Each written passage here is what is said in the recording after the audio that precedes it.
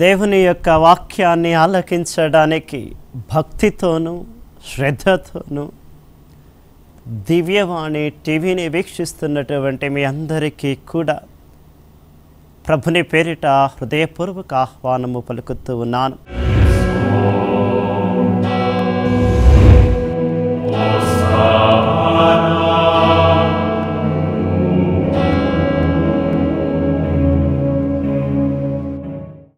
ఈ రోజున వాక్యములో భాగముగా మనము చదువుకునేటటువంటి దేవుని యొక్క సువిశేషము మార్కు శుభవార్త 9వ అధ్యాయము 17వ వచనము మరియు 21వ వచనము నుండి చదువుకుందాం. జన సమూహములో ఒకడు, బోధకుడా, మూగదయ్యము పట్టిన నా కుమారుని తమ యొద్దకు తీసుకువచ్చి తిని అని పలుకగా, ఈ దుర్భరావస్థ ఎంతకాలము నుండి అని యేసు ఆ బాలుని తండ్రిని అడిగాను. పసితనము నుండి అని అతడు బదులు చెప్పి, అనేక పర్యాయముల ఆ భూతము వీనిని నాశనము చేయవలెనని నీళ్లలోనూ నిప్పులలోనూ పడవేయుచున్నది. తమకిది సాధ్యమగునేని నాపై కరుణించి సాయము చేయుడు అని ప్రార్థించాను.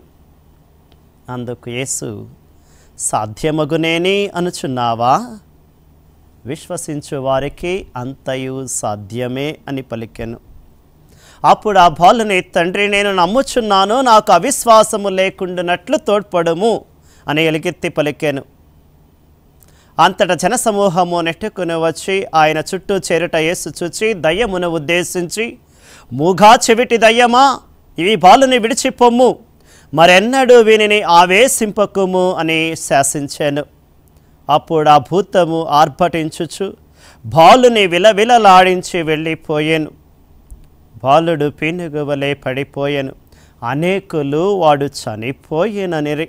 కానీ యేసు వాని చేతిని పట్టి లేవనెత్తగా వాడు లేచి నిలుచుండి జీవించెను.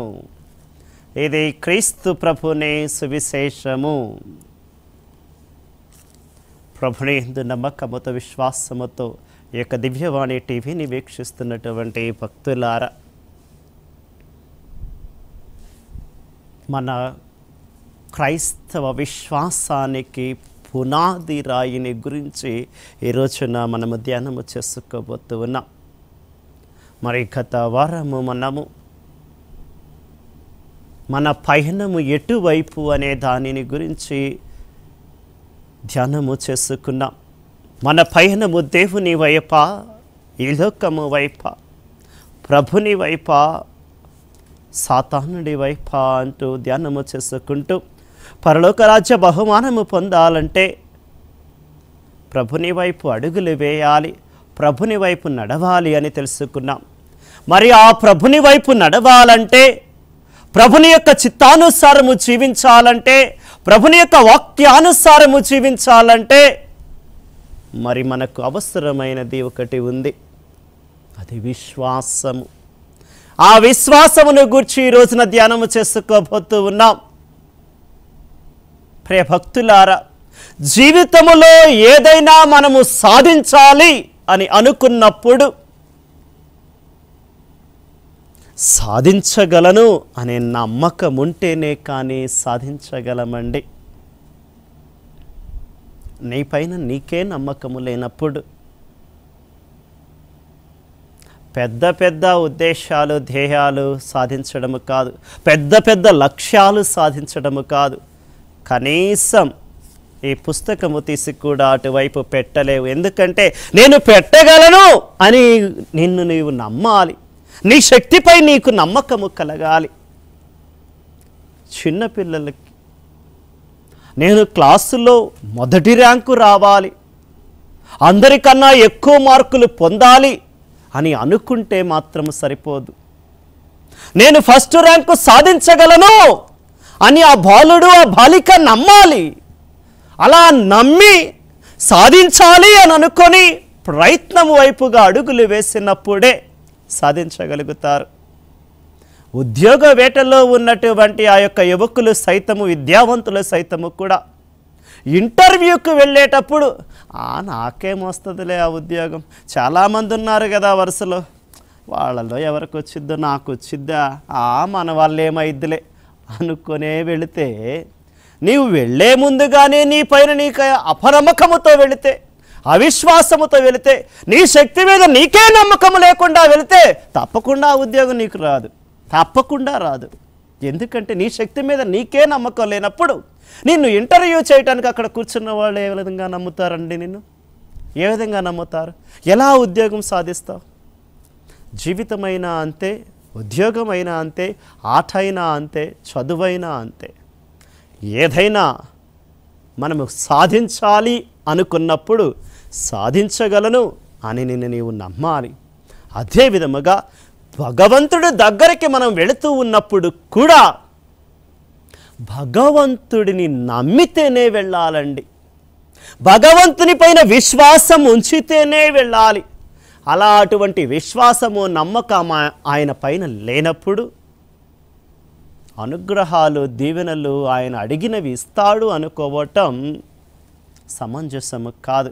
మరి ఈ రోజున ఇక్కడ మనం సువిశేషములో చూస్తూ ఉన్నాం, ఒక తండ్రి తన బాలుడిని, దయ్యము పట్టినటువంటి ఒక బాలుడిని, అస్వస్థతతో ఉన్నటువంటి ఒక బాలుడిని, రోగపీడితుడైనటువంటి ఒక బాలుడిని ప్రభు చెంతకు తీసుకువచ్చి, అయ్యా చిన్నప్పటి నుండి కూడా ఈయన బిడ్డ అస్వస్థతతో ఉన్నాడు, రోగముతో ఉన్నాడు, దయ్యము చేత పీడించబడుతూ ఉన్నాడు అని అంటూ ఒక చక్కని మాట అంటున్నాడండి. నీ వలే, నా వలే, మన వలే, మనందరి వలే ఆయన కూడా ప్రభుని చెంతకు వచ్చినప్పుడు ఒక మాట అంటూ ఉన్నాడు. ఏంటి చూడండి, 22వ వచనములో ఆయన అంటూ ఉన్నాడు, అనేక పర్యాయముల భూతము వీరిని నాశనము చేయవలనని నీళ్లలోను నిప్పులలోనూ పడవేయుచున్నది.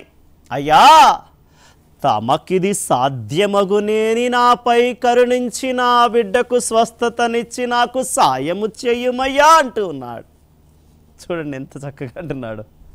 తమకిది సాధ్యమగునేని చేయు, నీకు సాధ్యమైతేనే చెయ్యయ్యా అంటున్నాడు. ఎవరి దగ్గరకు వచ్చి అంటున్నాడండి? లోకరక్షకుడైనటువంటి యేసయ్య చెంతకు, వైద్యులకే వైద్యుడైనటువంటి యేసయ్య చెంతకు వచ్చి అడుగుతున్నటువంటి మాట. నీకు సాధ్యమైతే చెయ్యంటే ప్రభుని యొక్క శక్తిని శంకిస్తూ ఉన్నాడు. అక్కడ పూర్తి విశ్వాసాన్ని ప్రభునిలో ఉంచలేకపోతున్నాడు, నమ్మకాన్ని ప్రభునిలో ఉంచలేకపోతున్నాడు. అపనమ్మకముతో, అవిశ్వాసముతో నీకు చేతనైతే చేయయ్యా అన్నట్టు అంటున్నాడు. ఇంకో మాటలో చెప్పాలంటే, నీకు చేతనైతే నా బాలుడికి స్వస్థతనివ్వయ్యా అంటున్నాడు.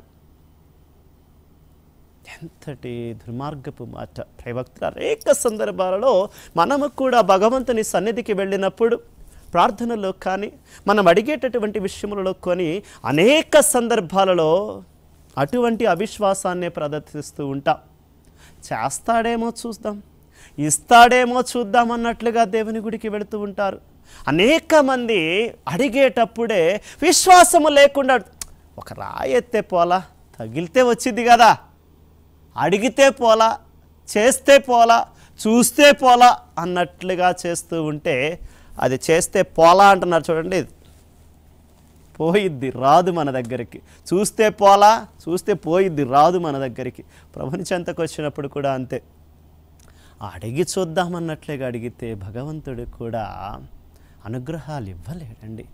ఆయన్ని నమ్మాలి, విశ్వసించాలి. సాధ్యమైతే చెయ్యయ్యా, నీకు చేతనైతే చెయ్యయ్యా అంటము కాదు, పూర్తి విశ్వాసం ఉంచి అడగాలి. అందుకే ప్రభు వెంటనే 23వ వచనములో తండ్రిని చూచి ఒక మాట అంటూ ఉన్నాడు, సాధ్యమగునేని అనుచున్నావా బిడ్డ, విశ్వసించు వారికి అంతయు సాధ్యమే అంటూ ఉన్నాడు. ఏమంటున్నాడు ప్రభు? విశ్వసించు వారికి అంతయు సాధ్యమే. భక్తులారా, యొక్క వాక్యాన్ని వినిచున్నటువంటి ప్రతి ఒక్క భక్తుడు భక్తురాలతో ప్రభు మాట్లాడుతూ అంటూ ఉన్నటువంటి మాట, నీలో విశ్వాసం ఉందా?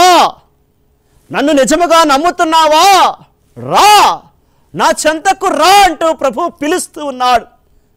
విశ్వాసముతో ప్రార్థించమంటున్నాడు. విశ్వాసముతో నన్ను నమ్మి నా చెంతకు రమ్మంటూ ఉన్నాడు. ఒక వాక్యము, చక్కనైనటువంటి వాక్యం మనతో అంటూ ఉంది. అపోస్తుల కార్యము 16వ అధ్యాయము 30-31 వచనాలు ఒక్కసారి వాక్యము చూస్తే, అపోస్తుల కార్యములో ఒక చెరసాల అధికారి అపోస్తుల వద్దకు వచ్చి అడుగుతూ ఉన్నాడు. చెరసాలలో ఉన్నటువంటి ఆ యొక్క సౌలు శిలాసుల చెంతకు వచ్చి చెరసాల అధికారి ఒకసారి ఒక మాట అంటూ ఉన్నాడు.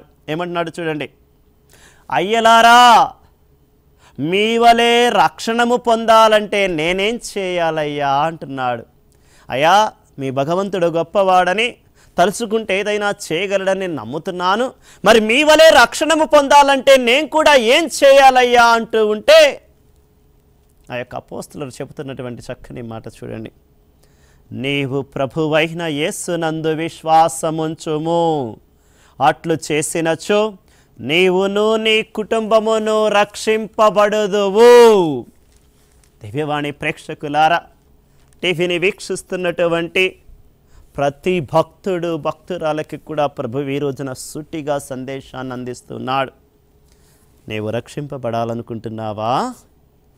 నీ కుటుంబమునకు రక్షణ కావాలనుకుంటున్నావా? ప్రభునైనటువంటి యేసు ప్రభుని యందు విశ్వాసముంచుము. ప్రభుడైనటువంటి యేసు ప్రభుని యందు విశ్వాసముంచి జీవించండి బిడ్డలారా. ఇది యేసు ప్రభుని యొక్క పిలుపు. లూకా శుభవార్త 22వ అధ్యాయం 32వ వచనం వాక్యము చూస్తే ప్రభు అంటూ ఉన్నటువంటి మాట, నీ విశ్వాసము తొలగిపోకుండుటకు నేను నీకై ప్రార్థించి తిని, నీకు హృదయ పరివర్తనము కలిగినప్పుడు నీ సోదరులను కూడా నీవు స్థిరపరుపుము. ప్రియ బిడ్డలారా, సీమోను పేతురును చూచి ప్రభు అంటున్నాడు, ఓ సీమోను, సీమోను, నీ విశ్వాసము తొలగిపోకుండుటకు నేను నీ కోసం ప్రార్థిస్తున్నానయ్యా. ముందు నువ్వు బలపడు, విశ్వాసములో స్థిరపడు. నీ విశ్వాసము స్థిరముగా ఉన్నప్పుడు, విశ్వాసములో నీవు బలపడినప్పుడు నీ సోదరులను కూడా నీవు స్థిరపరపుము, వారిని కూడా విశ్వాసములో అంటే విశ్వాసం అనేది ఎంత ముఖ్యమో ప్రభు యొక్క వాక్యములో తెలియచేస్తూ ఉన్నాడండి. సీమోను పేతురు కోసం ప్రభు ప్రార్థించినప్పుడు సీమోను పేతురుకు ఐశ్వర్యాలు కావాలనో, ఆస్తులు కావాలనో, మంచి ఆరోగ్యాన్ని దయచేయమనో ప్రభు ప్రార్థించాల.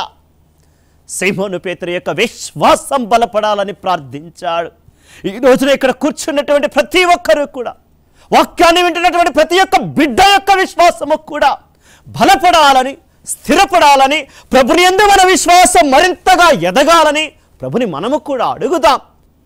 ప్రభువు కూడా మన కోసం ఏదైనా ఇవ్వదలుచుకుంటే, యేసయ్యా నీ యందు విశ్వాసములో నేను ఎదిగేటట్లుగా సీమోను పేతురు యొక్క విశ్వాసం బలపరిచినట్లుగా నా విశ్వాసము కూడా బలపరచుమయ్యా అంటూ అడుగుదాం. మనము బలపడి విశ్వాసములో మరింతగా ఎదుగుతూ మన యొక్క కుటుంబ సభ్యులను, మన బంధుమిత్రాదులను, మన స్నేహితులను, మనకు తెలిసిన వాళ్ళందరినీ కూడా మరింతగా యేసు ప్రభుని యందు విశ్వాసములో బలపరచుదాం. తద్వారా ప్రభుని యొక్క రక్షణ భాగ్యం మనకు, మన కుటుంబానికి లభింపచేద్దాం. మరి ఆ యొక్క విశ్వాసములో మరింతగా ఎదిగే విధముగా ఆ యొక్క వాక్యాన్ని ధ్యానము చేసుకునే ముందు చిన్న విరామం తీసుకొని తిరిగి వద్దాం.